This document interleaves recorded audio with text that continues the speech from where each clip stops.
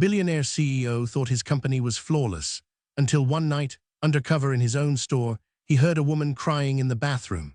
What he discovered behind that door wasn't just heartbreaking, it was a secret that would shatter his entire company and change everything you thought you knew about leadership. Marcus Thompson pulled the brim of his baseball cap low and stepped quietly through the sliding glass doors of his own store. To the world outside, he was just another man in worn jeans, a tired customer or maybe a part-timer looking for work, not the billionaire CEO whose name was carved into the building's foundation. He had come undercover for a reason, a suspicion that numbers and reports didn't always tell the truth. Corporate files painted this location as flawless. Employee satisfaction was supposedly sky-high, complaints at zero, productivity off the charts. But Marcus had lived long enough to know that sometimes perfection on paper was the surest sign that something was being hidden. Tonight, he wanted to see with his own eyes. The hum of fluorescent lights filled the empty aisles.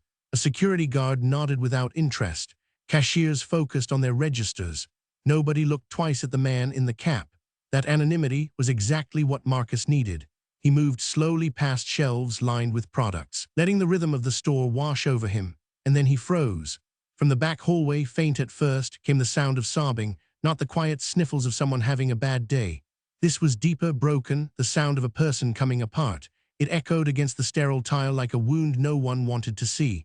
Marcus followed the sound, each step heavier than the last, until he reached the employee's restroom. The door was shut, but the cries seeped through the cracks. Raw and unguarded. On the floor, half hidden in the fluorescent glare, lay a silver name badge. The metal rectangle glistened against a patch of water on the tile. Marcus bent and picked it up.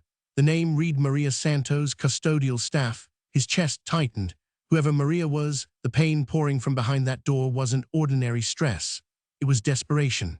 He stood there, holding the badge in his hand, staring at the thin strip of light at the bottom of the door. And a chill slid down his spine.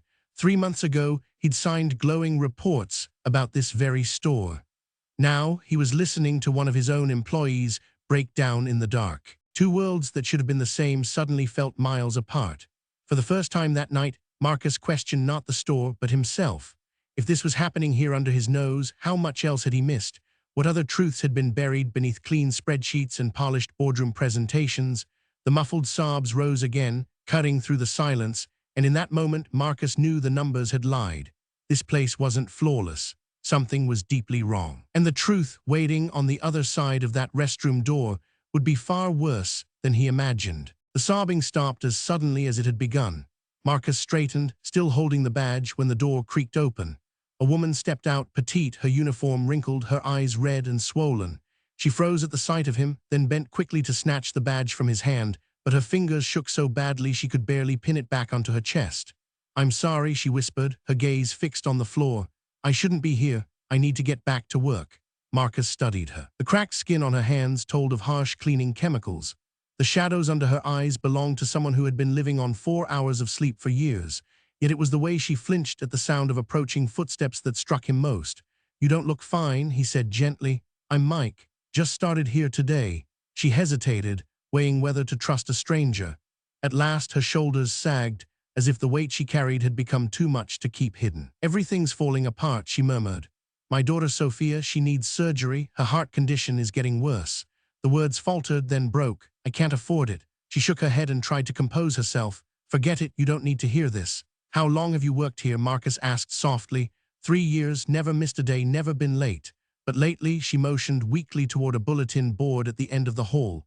Marcus followed her gesture. The schedule was a mess of scribbled notes, shifts scratched out and rewritten in different ink, names shifted around like puzzle pieces. Maria's hours bounced from 35 to 15 to 20, no rhythm, no consistency. His stomach sank. "They keep cutting my hours," she explained, her voice so thin it was barely audible. "Mr. Miller says it's corporate policy, but I don't understand. The store is always busy, we're always understaffed." Marcus knew the policies. Full-time employees were promised steady hours. What he was seeing wasn't policy, it was sabotage. "And the health insurance," Maria whispered, her voice breaking. "They said after 90 days I'd qualify, but Miller told me my hours were too irregular, so I don't count as full-time." She pressed her lips tight, trying to hold back more tears. The picture was forming, and it made his blood run cold. Maria glanced around, then leaned closer. "There are others too. Tommy in electronics, Sarah in cosmetics. We're all being cut, one by one. If we complain, Mr. Miller says plenty of people would be happy to take our jobs. The words hit like a hammer. This wasn't just one woman's hardship. It was systematic, calculated, a way to exploit the people least able to fight back. Marcus watched as she reattached her badge with trembling hands, that little piece of metal holding her survival, her daughter's surgery, her entire future. I need this job, she whispered. Sophia's only 8. Without that surgery, she couldn't finish. Marcus felt the weight of every crossed-out shift on that board, each one a meal not bought, a bill unpaid, a mother forced to choose between rent and medicine. The corporate reports had told him everything was perfect, but standing here, listening to Maria's truth, he saw how false perfection really was. This wasn't about one crying woman in a hallway. This was about a system designed to break the very people it depended on. And Marcus knew, with a heaviness settling in his chest, that Maria Santos was not alone. She was just the first crack in a wall hiding something much darker. The next morning the store hummed with the strained silence of people who were working but not living. Marcus stood near the breakroom door, blending in with the trickle of employees heading to their stations. Cashiers stacked bills into tills, stockers pushed carts of merchandise, but their eyes never rose above the floor. It was the kind of quiet that wasn't peace at all. It was fear, heavy and constant. Then a door opened at the far end of the hall, and the air seemed to shift. Brad Miller stepped out of his office. Mid-30s, hair plastered with too much gel, posture inflated with borrowed authority. He wore his manager's badge like a weapon, and the employees saw it the way prisoners see a guard's baton. One by one they stiffened, shrinking away from his gaze. Marcus caught the subtle movements. The cashier who suddenly busied herself counting bills that didn't need counting. The stock boy who angled his shoulders to avoid eye contact. Janitor who disappeared into a side corridor, all of them moving like prey sensing a predator. Brad's eyes landed on Maria. She was mopping near the electronics section, shoulders rounded from fatigue. Santos, he barked, his voice slicing through the store. Maria flinched but kept working. I'm talking to you. She finally looked up, face carefully neutral. Yes, Mr. Miller, this floor is filthy. What have you been doing the past hour? Marcus glanced at the tiles. They gleamed. So clean he could see his reflection, but Maria only nodded. I'll go over it again. You'd better, Brad sneered, and maybe next time try working instead of feeling sorry for yourself. The contempt in his tone was thick enough to choke on. Marcus felt his fists clench, but he forced himself still. He needed to see more.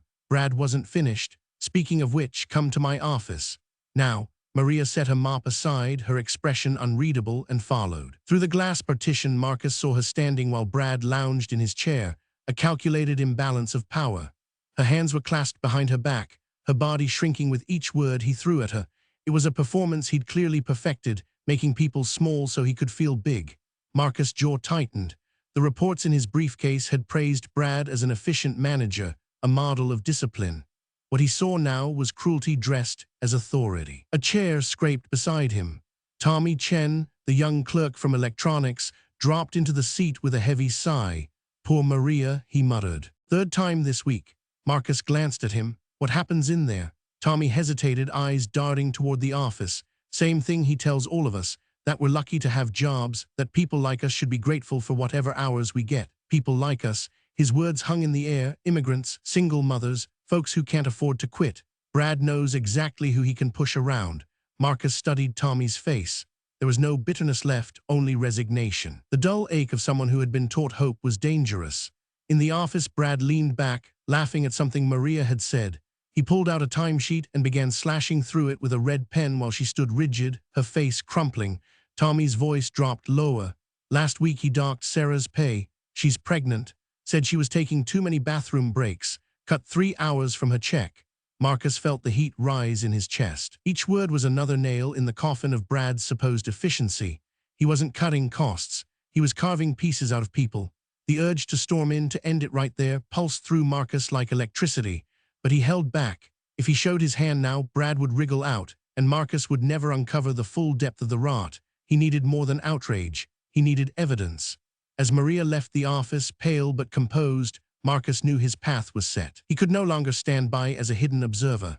This was bigger than one cruel manager humiliating one worker. It was a sickness eating through his company, and the only way to cure it was from inside. Marcus straightened, the decision solidifying in his mind.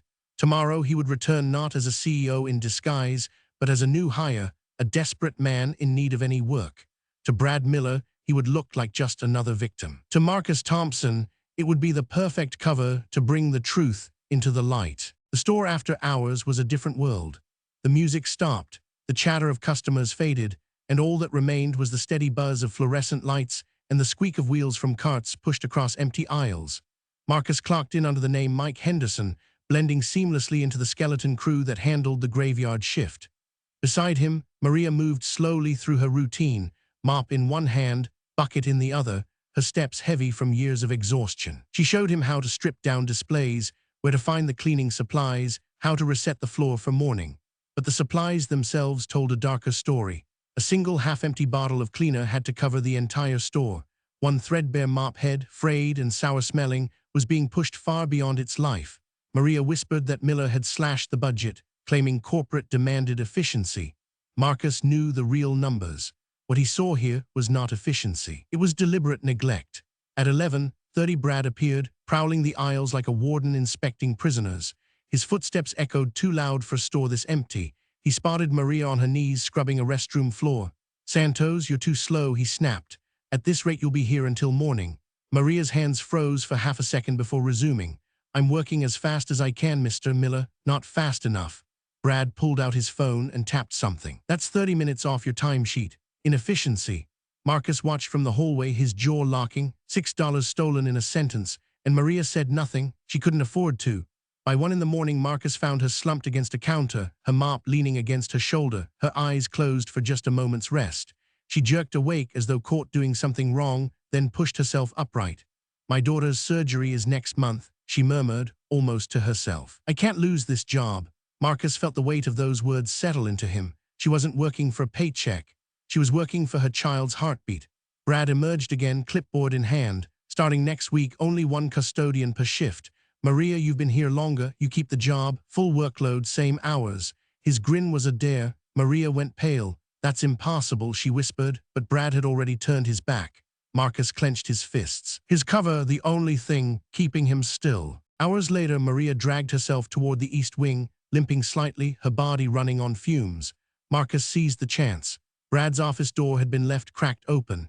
Inside, the glow of a computer screen lit his smug face. Marcus edged closer, careful and silent, and through the gap he saw the truth unfold. Brad wasn't just cutting hours, he was transferring them. Line by line, he shifted shifts away from real employees and assigned them to a phantom name.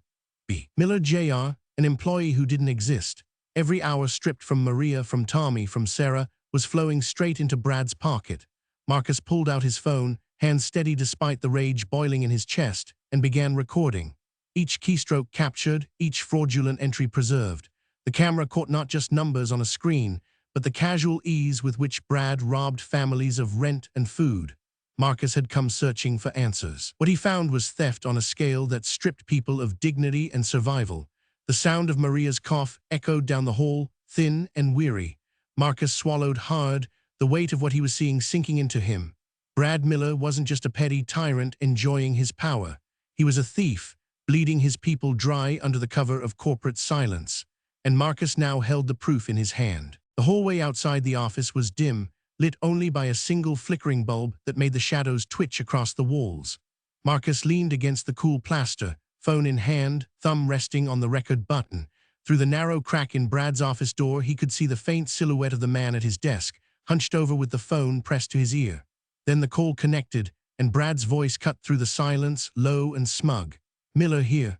Yeah, I've got the numbers for this week." He shuffled papers, his tone carrying the satisfaction of someone who believed he was untouchable. "Santos is down to 12 hours, Chen's at 15, and the pregnant one, Sarah, I put her on inventory duty. That'll drive her out within a month." Marcus felt his chest tighten. He pressed the phone closer to the gap, recording every poisonous word. Brad chuckled into the receiver. No complaints filed. "They're too scared, I've made sure of that." He leaned back in his feet propped on the desk. "Corporate thinks I'm an efficiency genius, cutting labor costs left and right, and they eat it up." The voice on the other end asked something Marcus couldn't quite catch. Brad replied with the confidence of a man who had built an entire empire of lies. "Documentation? Of course I've got documentation. Fake performance reviews for all of them. Attitude problems, reliability issues, you know the drill. If anyone asks, the paperwork shows they deserved it." He tapped a file on his desk, rustling pages for emphasis. The perfect cover. Marcus could hear his own heartbeat pounding in his ears. This wasn't incompetence. This was premeditated exploitation. Brad leaned forward, lowering his voice but not enough to hide it from the thin walls. Here's the beauty part. I'm billing all their cut hours to my nephew's employee ID. Kids pulling in $800 a week, and he's never set foot in the store. Payroll sends it right to an account I control. It's foolproof. Marcus gripped his phone harder, fighting the urge to storm in and end it then and there. He forced himself still. He needed the whole picture. Then came the words that made his hands shake with fury. The Santos woman is perfect, Brad sneered. Single mother, desperate for insurance. She'd crawl here on broken legs if I told her to. Her kid needs some kind of heart surgery, so she'll take whatever scraps I give her. Marcus closed his eyes, the rage burning so hot it made his vision blur. He thought of Maria's trembling hands, her cracked skin, the way her voice had broken when she said Sophia's name. And here was Brad, turning a child's failing heart into a bargaining chip, a form of entertainment. Marcus steadied his breathing, forcing control. Every second of this recording mattered. Brad wasn't finished. These people, they're grateful for scraps, he laughed. That's what makes them easy to control. Immigrants, single moms, high school dropouts. Who's going to believe them over me? Nobody. Corporate would laugh them out of the building. The voice on the other end murmured something approving, and Brad grinned, his arrogance dripping into every word. Exactly, and it's not just here. I've been running the same play at 3 other stores. Same setup, different faces. Cut the hours, pocket the difference, keep them desperate. Marcus's stomach dropped. This wasn't one bad manager. It was a network. A machine chewing up workers across multiple locations, all under the banner of his company's name. The truth was bigger, darker, and more dangerous than he had feared. He held his phone steady, capturing the confession in full.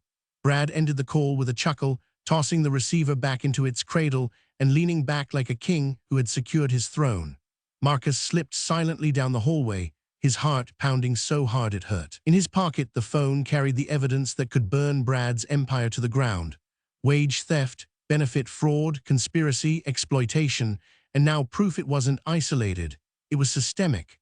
Marcus stopped, gripping the phone like a weapon. He had come looking for answers about one woman's tears in a bathroom. What he had found was a cancer spreading through his company, a cancer that bore his name. The training session was supposed to be routine. 15 employees gathered in a semicircle near customer service, clipboards in hand, faces drawn with fatigue. Some leaned against shelves, others shifted their weight from one sore foot to the other. Everyone knew that when Brad Miller called a meeting, it wasn't to lift them up. It was to remind them how small they were. Brad strutted in with a thick stack of forms, his grin wide and sharp.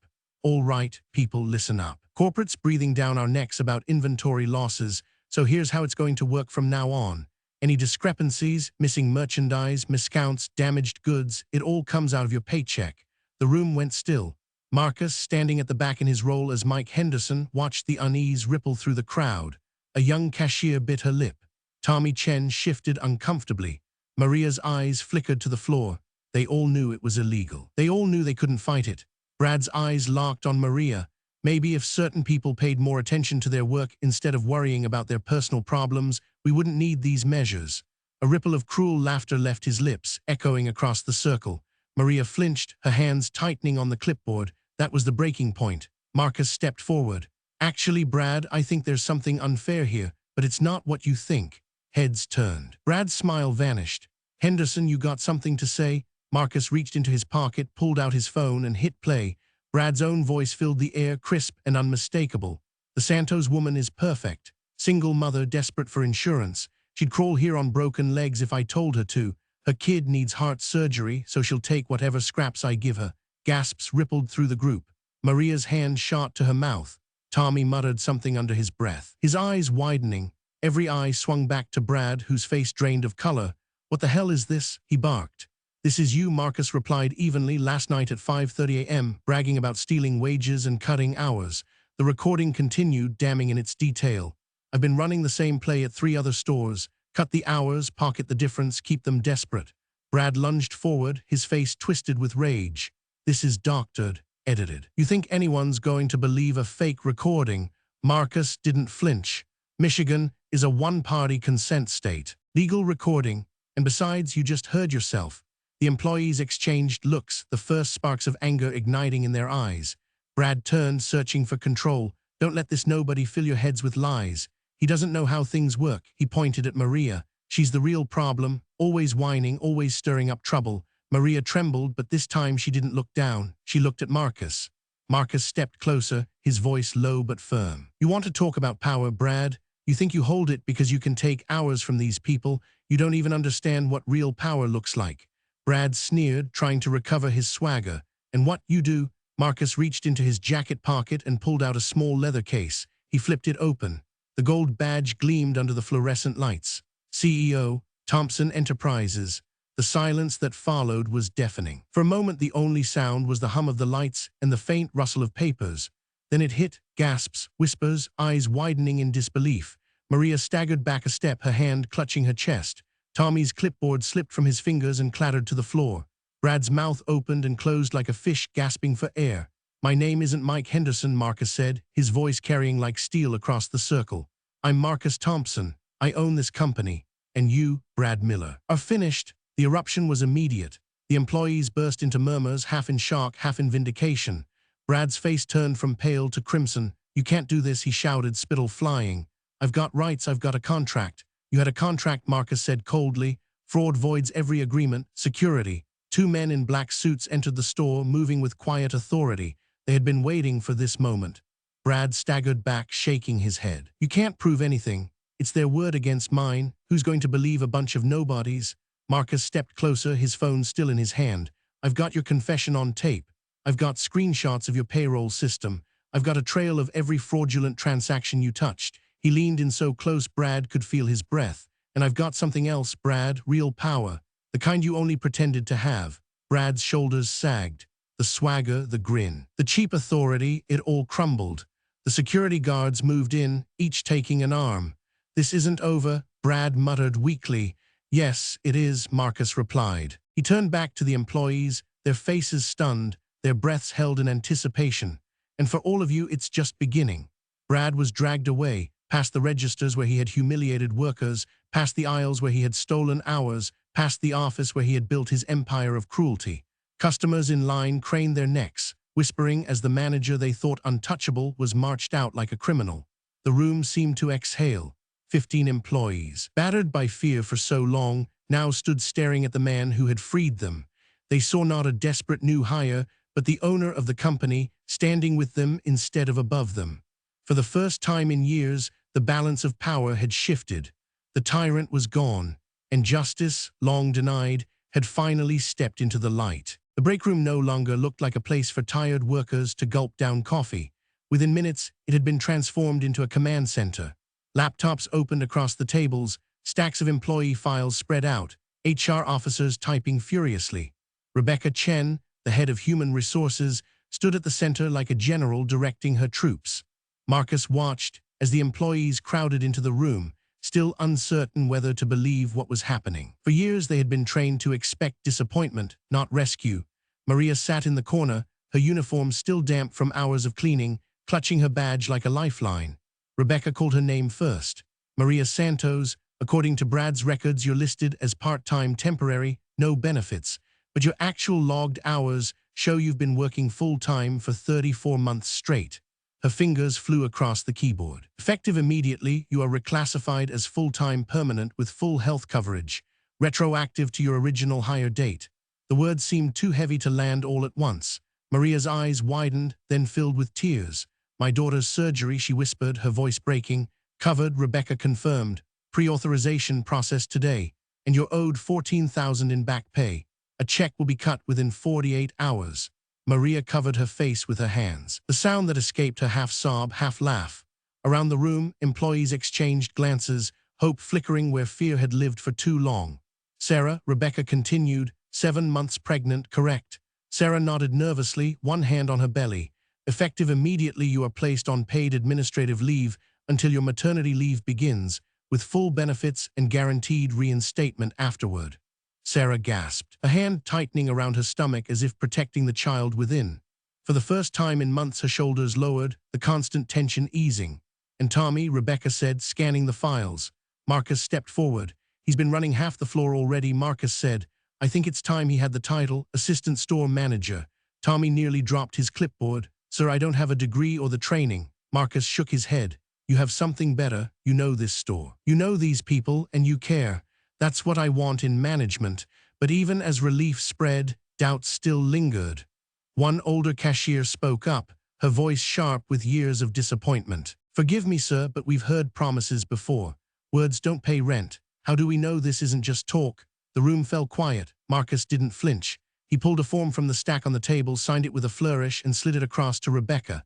Effective today, every correction, every classification, every dollar of restitution is binding. Not tomorrow, not next week. Now, he looked around the room, meeting each set of eyes. You don't have to believe me. Believe the paperwork in your hands. The silence broke with a ripple of relief. Shoulders dropped, people exhaled, some even laughed in disbelief. Maria still sat trembling, tears streaming down her cheeks, but when Marcus turned to her again, the room stilled.